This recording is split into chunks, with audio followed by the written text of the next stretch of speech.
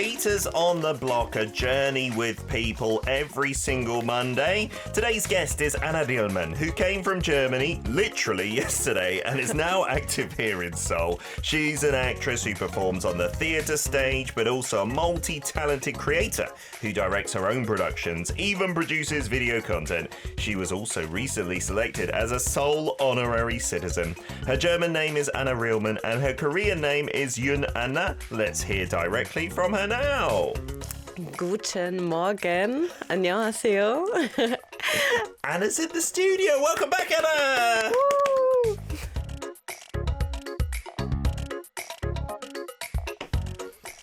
So you literally flew in from Germany yesterday? Yesterday. I arrived yesterday. Are you jet lagged? Are you okay? I'm totally fine. I can sleep very well on the plane, so... Nice. Yeah. So, Anna, for our long-time listeners, we do have listeners who will remember you were on the show, and we were thinking maybe 4 years ago, maybe, I think it was before Corona for some reason. So that would be like maybe 6 years ago. Yeah. So time has really flown. How have you been, Anna? Because we saw each other at the Seoul Honorary Citizen ceremony. I think that was the end of last year. Yes, I'm very good. You were at the Berlin Film Festival as well? Yes, wow. There were even like 4 Korean movies, and I was also emceeing for an event of the Korean Culture Center. Wow. And watched a lot of movies, probably 3 every day. Nice. Wow. Yeah. Not just Korean ones, of course. No, all different kind of movies. I think that's the best about like film festivals. Yes. You can watch films that are not always like in the cinema from countries. Like I watched something from Chile, from Mexico, wow. from Pakistan. There are like a lot of movies I wouldn't probably watch or have the chance to. So it was really exciting. Were there any highlights, any recommendations for our listeners to watch or find out, Korean or otherwise? I would probably pick 2. There was one movie from Pakistan, which was really surprising. I think the English name is maybe Red. Or Lali. Okay. That was a wonderful movie. Very intense, but very interesting. Yeah. And then the Korean movie My Name. My Name. From Jung Kamdok. Okay. The main actress is Yomhae-ran. Okay. And it's also about like a story from Jeju. Oh. So yeah, I think it will be in the cinema very soon in Korea as well. So I can totally recommend it. Yeah, you think it will do okay. Have you seen, because we were talking about this movie all last week, The King's Warden, 왕과 사는 남자. I haven't watched it yet. It's like 11 million people have now watched it, I think, right? And I haven't seen it either yet. Are you planning on going to see it? Are you a fan of blockbusters as well? I watch probably everything. I do like art house cinema as well, but I met the chairman of KOFIC, the Korean Film Council, who is located in Busan, and I was just recently writing him an email, and he said he's really excited for that movie to probably be #1 hit in Korea. So I guess I have to watch that. Yeah, because the film industry we've talked about a little bit after COVID, it's not been the same in Korea, right? And you're really passionate about films like acting, but also like directing and things like that. So maybe we do need a blockbuster to get everyone back in the cinema, buying movie tickets, right? I do think there are like a lot of interesting strategies, and filmmakers are also using like the snack movies. Little short ones. Yeah, like it's only 15 minutes, and probably you will pay like 1,001 like Cheonwon to watch it. You can even do it like in your lunch break. Yeah. And there was this night fishing.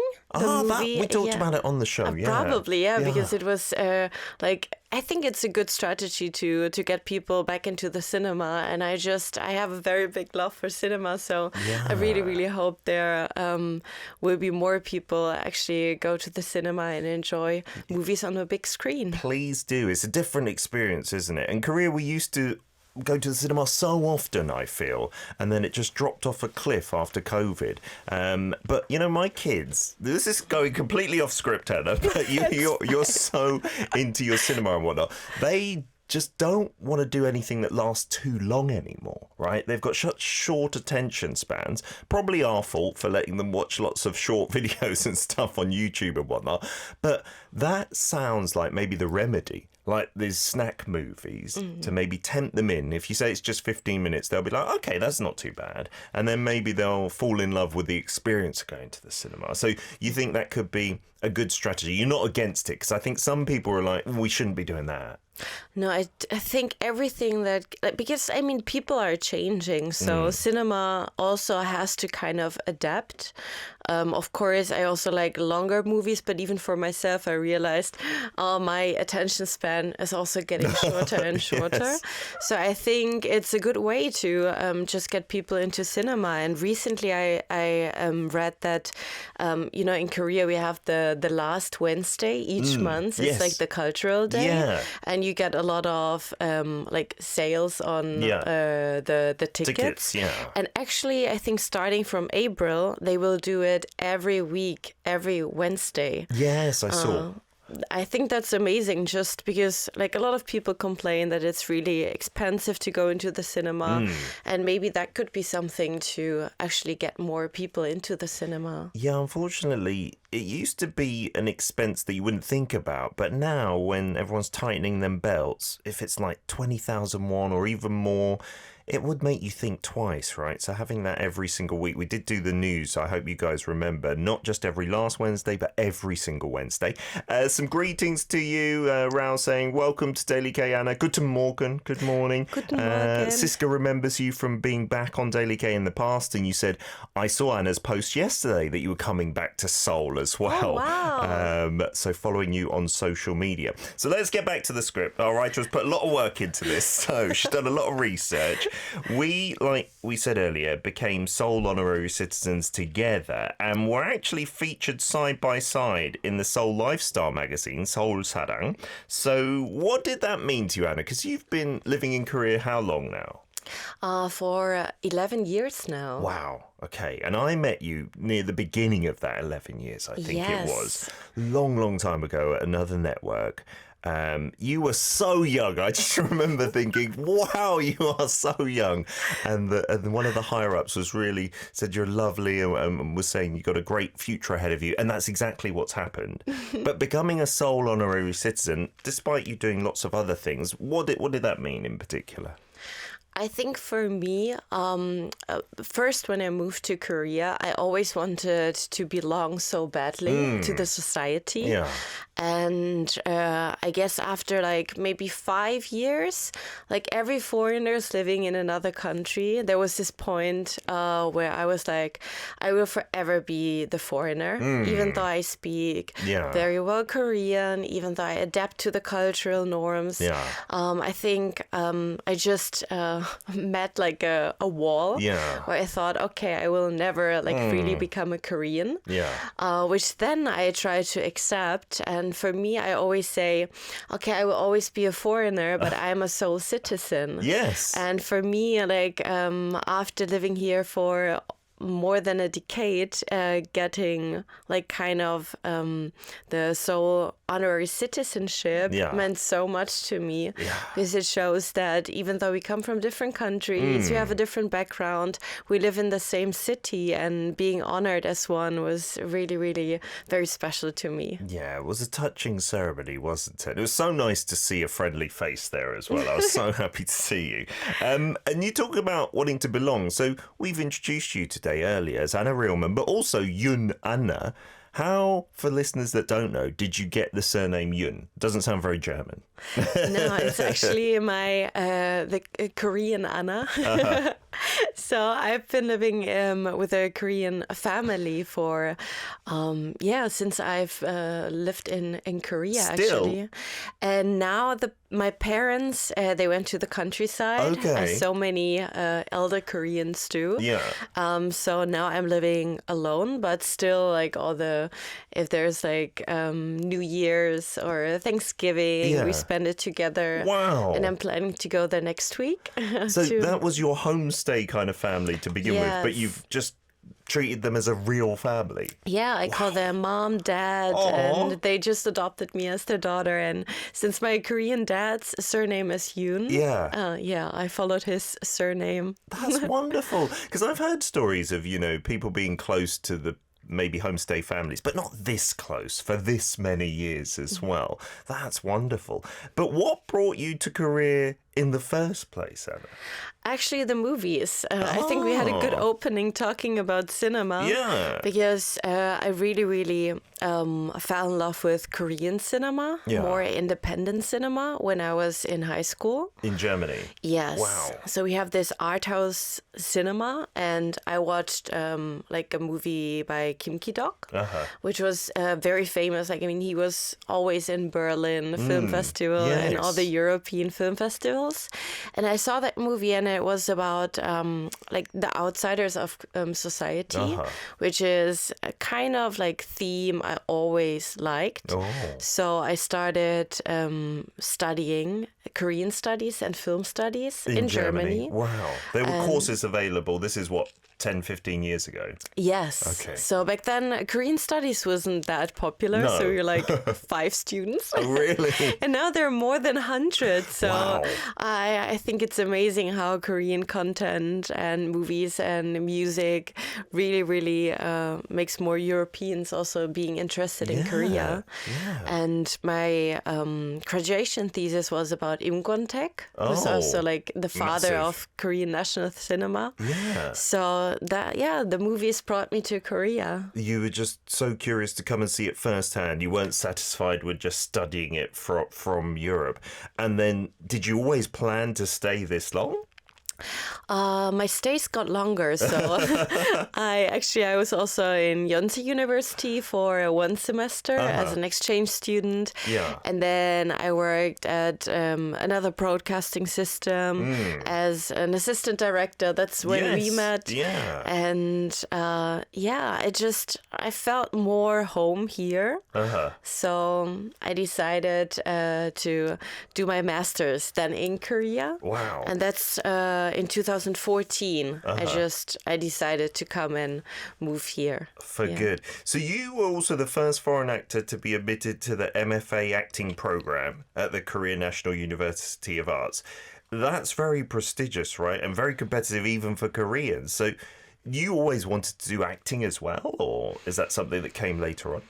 I think, you know how in Europe we sometimes have these books, like these friendship books, where you write my favorite dish, my favorite, color, and what I want to become. Yeah. And a friend of mine, she showed it to me when I was in elementary school. Obviously, I wanted to become an actress. Oh, really? Okay. But after that, like, I don't remember. Like, I always liked theater. I always loved movies. But I never thought to, like, study it. But when I was in Korea, I saw a theater play. Yeah. And it just, like, sparked my passion for theater. So in 2014, I had my theater debut here in Korea. Oh, wow. And I realized... What role? What were you doing in the production? It was a 장작극, so it was like written and directed by a director with which theater company I'm still working. Brilliant. And it was also about, like, partly I was a German, like, I was kind of like myself, but of course it was staged. Yeah. And I realized how difficult it is to stand on stage. I didn't even know how to move and to talk. And that's where I decided I really, really have that passion, but I want to do it professionally. Wow. So I went to K-Arts, the Korean National University of Arts. Wow. And what was that experience like as the first foreign actress admitted there? Your Korean was already pretty good. Yes, so I think that's also one reason they accepted me, because I was the only foreigner, but all the classes are in Korean, and also if you do like improvisation, we were very few students, 10 students in 1 semester. Oh, wow. So that's why there are a lot of people who apply for it. Yeah. But then also, like, not to be a burden for the other students. with a language. I think that was really important. Yeah. And I think, it wasn't easy all the time. I can imagine. I cried a lot. Oh, it was really difficult, like hard work? Or? Yeah, and also like because I think I have never like lived that intensive like in the Korean language. Yeah. And in Germany we usually have really like chill classes, but in Korea it was like a master, but it was started at 8 and until the evening. Wow. And then I slept at the university so often. Oh, we really? even had like sleeping rooms because you had practice like all day and night long. Yeah. So it was really intense, but as intense as it was, I learned so much. Yeah. And it was a very valuable time. So after that, you did so many things, and you're still doing so many things, but you directed your own original theatre production, Anajon Halo Chunhyang. So a creative adaptation of the traditional pansori story that we've talked about many times in many different iterations on the show, Chunyangjeon. And you played the role of Chunyang yourself. So how did that come about? Was that just your passion or desire to tell something Korean with a different twist, or what? I think mainly the reason I did it was because everybody told me in school, what roles are you going to play? Yes, I mean, right. as a foreigner, everybody is saying like, surprise, the TV show. And I was like, no. I don't want to do that, right? No. And but then I realized there are not a lot of roles I can actually do. That's the problem, right? Because even though there's sometimes like foreigners appearing on Korean TV or in movies, they're very stereotypical. And very often they don't even have any lines. Yeah. And it's from a Korean point of view, which is like, I totally understand it. But then I thought, okay, I gave a lot of effort to learn the language and I'm part of this society. There are more and more foreigners who want to act here. The society is changing. Yeah. So also the media field has also to change. And that's where I decided if nobody writes a role for me, I have to do it by myself. Wow. And luckily my theater company had a lot of these plays where you work on it with other creatives, where I can talk about with my theater company. And that's where I decided, okay, if there's like any play in Korea that is very traditional, it's Chunyang. Yeah, of course. And Koreans, they always do like, even like they do Shakespeare, Ibsen, Chekhov, these kind of very famous theater plays. Why couldn't we do it? The opposite way round. Yeah. Oh, wow. And so you created, what, a different story, or is it very true to the original Chunyang? It's very different. That's why it's also called Anajon. Yes. Because it's more kind of a tale about me being in university, also the troubles of living in Korea as a foreigner, from visa issues to applications for fundings, of sometimes homesickness. There's one scene I have a Zoom call with my parents. Oh. And I mean, that's the charm about theater. You see how the spectators like react to it. Sure, straight away. And in that scene, so many tears. Because the foreign friends who came to watch it, they feel like, oh, I know exactly that feeling. Sure. And even, I mean, family is like, even though you're Korean, you kind of can imagine how it is like missing your parents. Yeah. So that was a very emotional scene, Oh, what a nice modern reinterpretation. And what a important point, right? We've had people on the show, people we maybe mutually know, like Robin, who's from France and really trying to get into the acting scene, but it's also hard for him because the number of roles, like you say, is limited. We've got Paul, who's a regular guest on Thursday. He's the stereotypical foreign extra, just in the background, you know, just the white guy in any drama or something like that. And breaking through that, maybe writing your own roles and stuff. I'm guessing that's going to be increasingly important. And you bring up the great point that, Koreans do Shakespeare and things like this, right? So they put the Korean twist on those Western works. So why not the other way round? But theatre, it seems for Korea, is maybe already, or maybe it's the next frontier for like Hallyu and the Korean wave, because we saw the musical Maybe Happy Ending winning a Tony Award. That was the like American adaptation, I believe.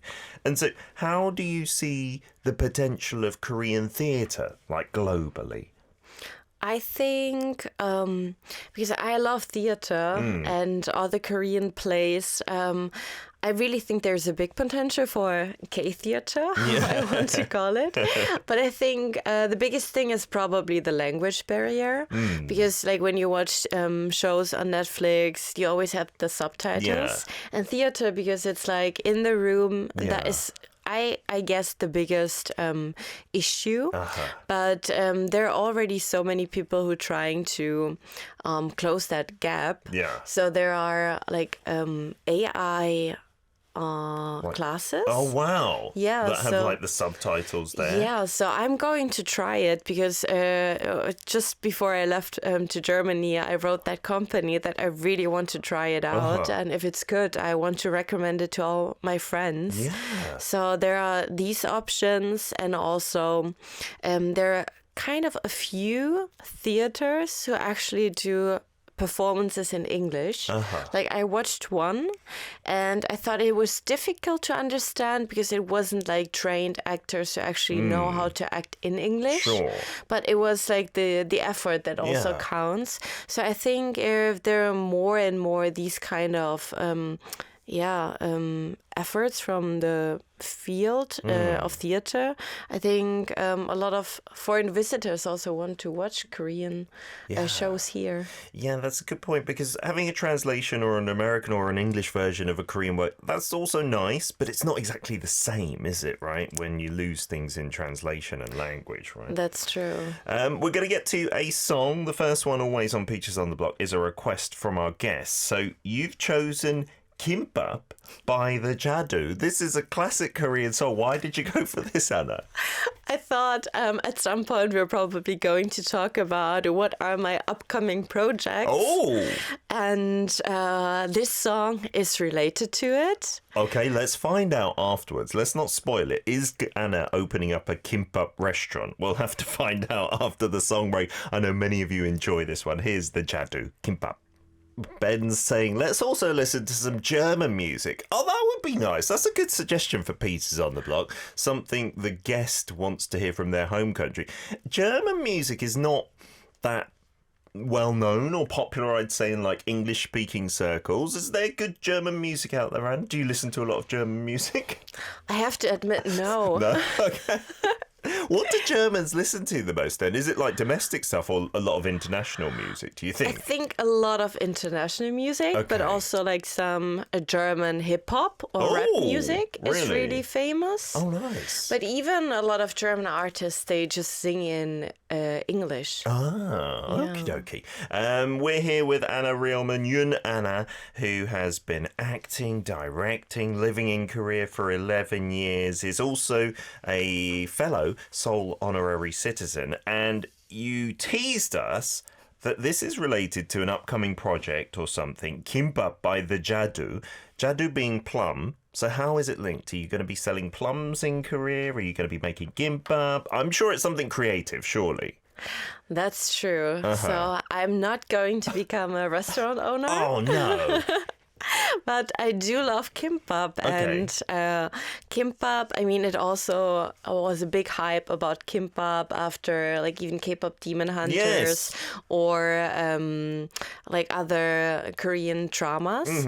And I loved kimbap always because it's such a fulfilling meal, but also it's really colorful. Yes. And one roll has so many different ingredients. And for me, thinking about Korean society, how it's changing, the ideal image was always like a mosaic, different colors, and they all coexist. Yeah. And kimbap is also kind of like this. Yeah. And this is for me like a multicultural society. So it's it's a sitcom, a global K-drama. Wow. With different characters, From and like it's different all nationalities? different nationalities, Wow. but all set in Korea and in Kimbap Paradise, which is Kimbap Jonguk. Oh, the famous restaurant chain, right? The Yes. representative one of Korea. So that's something that's underway or just a creative idea at the moment? I'm writing it, Wow. and I'm already talking to some like producers. I Wow. think it would be like a really fun and heartfelt story. Yes. Of course, I also want to be acting in it. Yeah. But I'm also the main creative, so I'm working with 2 other creative. Fantastic. And yeah, we're working right now on the script, and hopefully very, very soon there will be Kimbap Paradise. Fingers crossed. I love that idea. Thank and you're right. you. If you haven't had a proper Korean kimbap, you've probably seen it in K-pop Demon Hunters, but it is so colourful and everything is so different, but all blends together so wonderfully well. That's such a great kind of analogy of Korea and where it's heading. Whereas in the past, it used to be really a homogenous society, and Korea has also been proud of that, but it's changing, isn't it? Oh, good luck. Fingers crossed, absolutely. And so, Anna, whenever I look at your CV or your resume or what you're up to, I'm like, what are you? Like, you do so many different things. And we were just talking in the song break, you're working for a Korean advertising firm recently, but the interesting things for me and for our writer as well, when she was mentioning, is you're the ambassador for Insadong as a foreign ambassador. You've done stuff for the Korea Hanbok Promotion Institute as well. What does that entail? What is that work about, and how did that come about? I think, I'm kind of like, I have many ambassador roles. Yes. For Insadong, I have been ambassador since 2013. Wow. When I first visited Korea, and I accidentally became ambassador because I was there and I was trying on the hanbok, and everybody said, "Oh, it suits you so well." It does, I've got to say. Yeah. So I kind of became like the model, and then because I can speak Korean and English and German, every time they had little concerts and they needed somebody to do like emceeing, I was there. Oh, brilliant. That's also how I fell in love with the Tale of Chunyang. Ah, through that. Yes. Through seeing a there are a lot concert of like performance. pansori concerts. Well, that's a coincidence. And for me, I mean, in Sadong, I think sometimes when people visit it for the first time, it can also come like really commercial. But then it also has a very, very traditional, like a history and a lot of arts, crafts. Every year they have like trades for like also with traditional tea, calligraphy. And that's where I also go and promote not only like Hamburg, but also like the whole like area. Yeah, because you're right. If you first go there, you might think, oh, this is just a place that sells souvenirs and trinkets to your foreigners from far away. But if you dive deep and go into like the little back alleys, there are all sorts of hidden gems there as well. Wow. Definitely. And I think because I started uploading so many pictures, me wearing hanbok. I think half of my feed is me in a hanbok. Oh, yes. I also got to work with the Hanbok Promotion Institute. Yeah. And there I'm working as an ambassador with my Spanish friend Fabio. Oh. And we're like, our main thing is to promote Hanbok. How do you do that? I think first of all by also like taking a lot of pictures, sharing it, but also doing videos on how to wear Hanbok. And Hanboks have so many like different like histories from different areas, from different times. Sure. So I think for me, because Hamburg is also a really big thing, I think foreigners are interested in. Yes. So in all the cultural institutes all over the world, they have hanboks to try on. Oh, nice. And we do like little guides of how to wear hanbok, because it can be tie really the knots difficult. and things like that, and the layers. That's so helpful, isn't it?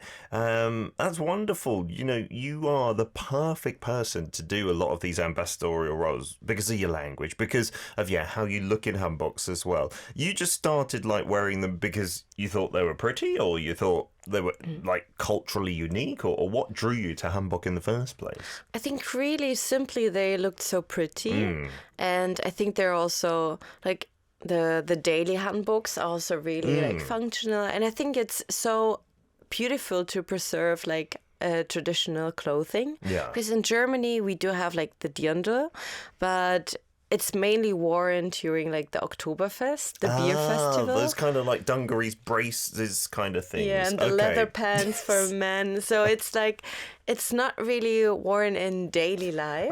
And I really liked when a couple of years ago there were a lot of like Sengwal Hanbok, the daily handbooks, that people like lived that tradition because they were simply beautiful. Yeah, it really is essential if you want it to go long term. If it's just for like Solar Lunar New Year, but not even many people wear it for Lunar New Year anymore. It's really sad. You got to make it practical, right, for daily life. I hope that continues.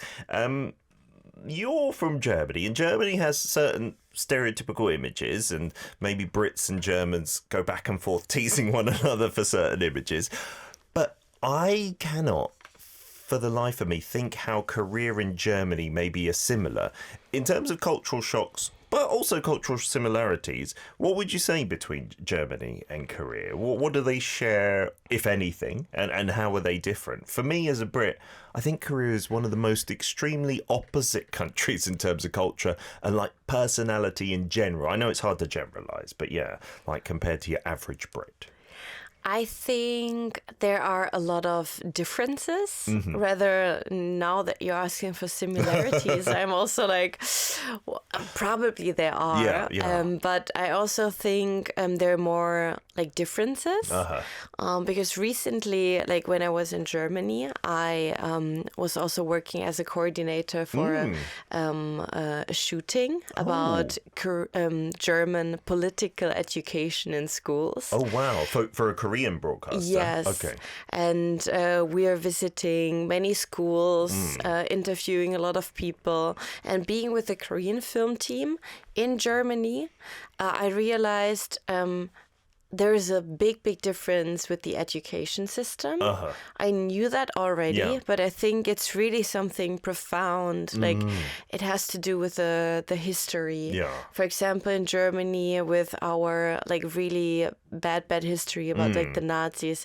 After like not to like to prevent that something like this can come again. German people are very like, they always ask questions, and even the teacher, he has less respect, I think, than in Korea, because you also question leaders, and this is reflected throughout the whole like culture. And I feel that was a really big difference I have never really understood before that much. Yeah, because I have to say, one of my critiques of Korean education is, teachers have a lot of respect, even from parents and from students. But the flip side of that is, you don't really question in any way. Not just question in like an inquisitive way to maybe point out a mistake or something, but I mean, just ask questions. It's very rare to be interactive in a Korean class, like having a debate or something like that. And so it's much more kind of top down, which I guess encourages respect, which is a good thing, because in Britain teachers are not respected, they're disrespected, in fact, too much. But that's so interesting, and I'm glad that you find more differences than similarities. I feel that Germany and England, that we do share some images, like I guess German food is not famous. I mean, British food is famous for being terrible as well, and things like that. But I find it really opposite. But that's why I think a lot of people are drawn to Korea, because it's got something that maybe your home country doesn't. We're going to get to another song break. We'll try to get to our Peters on the Block quiz in part 3 as well. This is City Love Soul from PH1. It is Peter's on the block. Today's guest, Yoon Anna Rihlmann, came from Germany, continuing a wide range of creative work here in Korea, acting, directing, video creating, and much, much more. A multi-talented, not just artist, but person. Great to have you in the studio, Anna. And I wanted to ask, because when we first met, it must have been like 2013, 14-ish, so more than 10 years ago. That makes me feel really old. But at that point, Korea, where were we? We'd had Gangnam Style, Psy's Gangnam Style. Was that big in Germany as well? Yes, in every club. All right, so it was the same in England. It was like played at weddings, at the parties afterwards.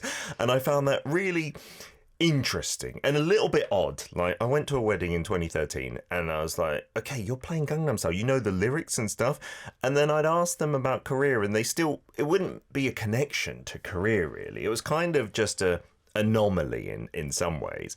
But now here we are, 2026. BTS is just about to make their huge comeback this month, right? We've had Parasite, so you being passionate about films, winning an Oscar, and Yoon Yo-jung winning an Oscar for supporting actress. We seem to be at the center of the world in many ways.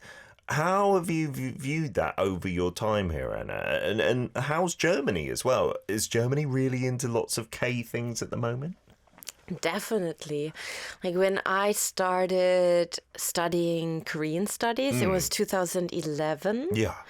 Back then, we were so few students.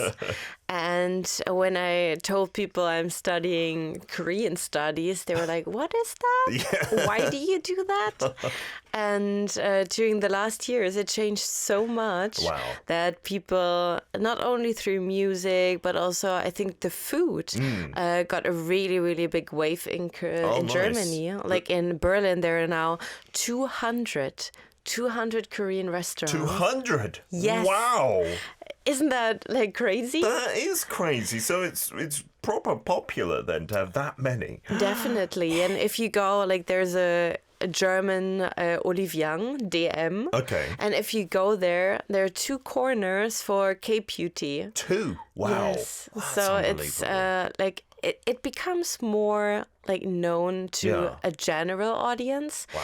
Before it was more like Anna is a nerd. She's a freak. It's very niche, Korea, right? Yeah. Very niche. And right now, like the food, the songs, the movies, like I think there are not many friends who haven't watched a Korean film. Wow. Right now, so it's really, really happy to see that, and I also feel like, I don't know if that word is right, trailblazer. Yes, like definitely. Yeah, I recently learned that English word. You are a trailblazer, and I kind of feel like a trailblazer for the foreign community here in Korea. Yeah, in both ways, right? Back in your home country as well. Okay, Anna, the way we finish off Peter's on the Block, which was different to your special appearance in the past, is we have a quiz, but it's not obligatory, right? It's not mandatory, because our writer usually makes the quiz question pretty difficult. Okay, and so it's in your area of expertise and you could get it wrong. So maybe you're embarrassed and you just want to say, I don't want to do the quiz. That's fine. Okay, so it's up to you. No pressure. Yes, no answer. Would you like to take today's Peter's on the Block quiz, Anna? Oh, she's thinking. Yes. Yeah, that was a timid yes, but I'm going to take it. So you get a ding dong ding for that. If you get another right answer, you get another ding dong ding, and you can pick one of the prizes from in here, Anna, which includes actually something really good. There's like 15만 원, like 150,000 won voucher to a cafe. There's also terrible prizes, like a selfie with Peter and things like that. But you've got to get the question right in order to pick. Okay, so here it goes. God. Are you ready? So you created the adaptation of the traditional Korean story Chunhyangjeon called Anajeon. The city where Chunhyangjeon is set is Namwon, and when people think of Namwon, there's a local dish that comes to mind. It's chuotang, a famous regional soup made by grinding this small freshwater fish to create a rich and hearty flavour. Do you like it, by the way? I can eat it, but I'm not like craving chuotang. Me neither. Yeah, I'm with you there. But here's the question. What is the key ingredient used to make chuotang? There's also a Korean proverb that says, one this can muddy the whole pond. What is this, the main ingredient? So you know what it's made of, right? That little squiggly wiggly thing. Fish. Yes. Do you know what it is called? That is the question. Oh my It's God. not an easy. I told you, our writer is very ambitious in her questions. If I were to give you a hint, it's 4 syllables in Korean. The English I only learned here in Korea after hearing this soup's name. So 4 syllables, and I can give you the first one. Me. Me? Me. Oh, Anna. It's okay. It's okay to not be perfect at everything. Me? I must say I was getting quite jealous at all your achievements today. Oh, our producer has given you 2 syllables. Miku. Are you a fish fan, Anna? I don't know a lot of fish. I blame it of me coming from the southern part of Germany. I've because heard that from many Germans, right? We don't have the sea close, so... Wow, our producer has never done this. She's giving you 3 out of 4 syllables. So if you don't know, I'm guessing you don't know. Mikuraji. Oh. Mikuraji? Is that your final answer? Mikuraji? I can't think of anything else. That is correct, Anna. I feel like you don't know this fish. How did you get G? Mikuraji? I kind of like... First, when you mentioned it, I was like thinking all the fish names I've heard What so fish far. names do you know, Anna? Like just the usual one you have, like, do you eat sashimi with? Ah, okay. Like chamchi, maybe, like tuna. 참치, 연어, salmon, 대방어. Mikuraji is an odd one, isn't it, in its name? And that is actually loach in English. I didn't know that. Okay, you kind of got it right, Anna, because we're generous. You get to pick a prize, Oh my okay? God.